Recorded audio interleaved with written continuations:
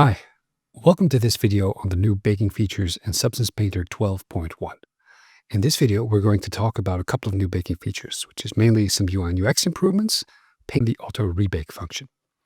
Let's get started. First, we're going to the baking mode. Click here. And before I even delve into this queue, let's take a look at what has changed here. We've got some changes in the UI.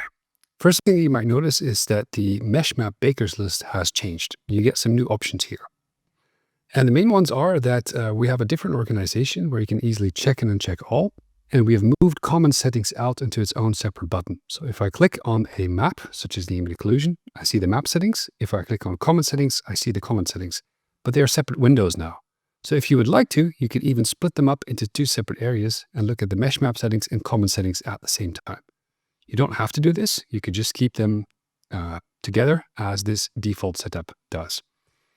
Now, the next thing is we've got these little buttons next to individual maps, and these are pretty interesting. If you click this one, you'll instantly view a baked map. Now, we don't have any maps baked yet, so they don't do anything yet. But if we would want to bake our normal map, we could, for example, click this one. It instantly bakes that map, and we can take a look at it. And the last one is the auto rebake toggle. Now, we'll talk a bit more about that one later. Now, at the top of the common settings, you also see that we've started introducing categories for things. We've got the common settings, we've got the cage settings, and we've got the skew correction settings. If you click on these tabs, you quickly jump to the relevant section. So because the section has gotten bigger, we've made it easier to navigate through them. So to use the skew correction, which you're probably pretty interested in, you want to start painting skew correction, but it doesn't let you. And if you hover over it, it'll tell you why. We need to load a high poly mesh. So let me do that really quickly. Load a high poly mesh, scroll down, and then I can actually start painting skew correction. Now, when I do that, it automatically bakes my normal map because skew is actually something that you easily see in your normal map. And this mesh, we've specifically chosen this because skew will be very visible in here. So if I zoom in, see that because of the low poly nature of this mesh, it's fairly low poly and it's got a detailed high poly, we see some heavy skewing. You'd expect this bolt to be head on, but it's not. And same as here, you can actually see it. Now, these strange vectors that are appearing over it, you can tweak them. Once you go into the paint skew mode, you can open the skew vectors. You can change their length. You can change their density. And they'll actually show you why the skewing is happening. The skew vectors represent the direction in which the baked rays are traced. And if these deviate a lot from what you'd imagine the surface is pointing at, you tend to get these skew errors if your high poly is fairly detailed.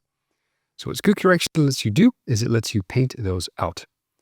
So, how do you paint skew correction? Well, pretty easy. You go into that mode, you use regular brush tools, and you simply paint. And what is corrected appears in blue. You let go, and auto rebake is instantly going to rebake that. Let's just do that again. Let me paint here real quick, go over it. Like so, you let go, auto rebake picks up on it. Now, auto rebake is going to rebake a single map. It's right now set up on the normal map, and it does this automatically when you enter skew correction. The very first time, if you tend to turn it off, then go back, it won't turn it on, and you have to toggle it yourself.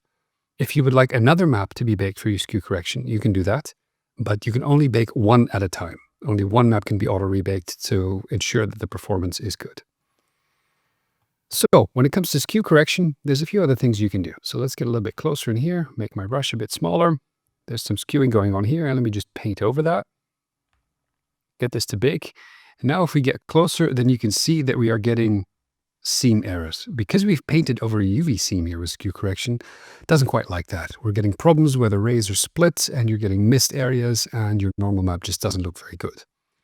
Now you'd expect the solution to be to just press X and then paint over those areas in black manually, but that's quite a bit of work. You might not have time for that. So instead, what you can do is there's a setting down here, edge protection.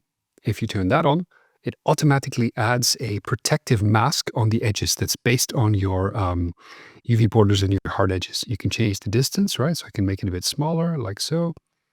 And I can even change the contrast for it to be softer or harder. So in this case, I'll just make it a bit softer.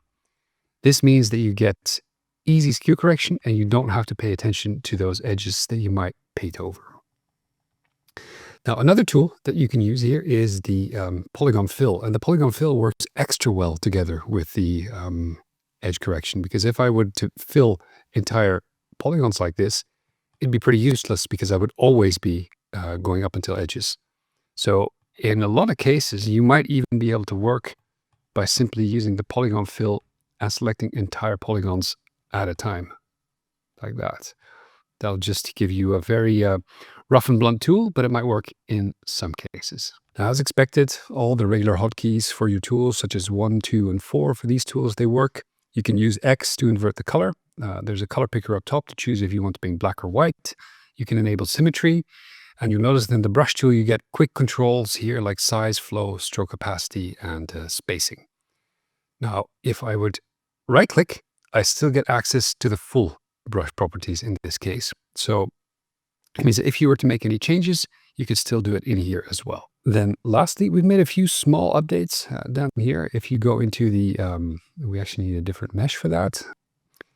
If you're used to managing your syncing of layers, just this one here, this menu tended to be a bit confusing. So what we've done is we have changed the wording, changed the design slightly to make these a little bit easier to understand. Things are now called checked instead of selected. We have harmonized terms to use sync. So this just demystifies these unusual menus just a little bit. Additionally, what we've also done is the bake button down here. It's changed. There's no longer a drop down there because you now have quick access to quick baking with the croissant button over here. Instead, this button is a single action, and between brackets, it shows you the amount of maps that it will bake.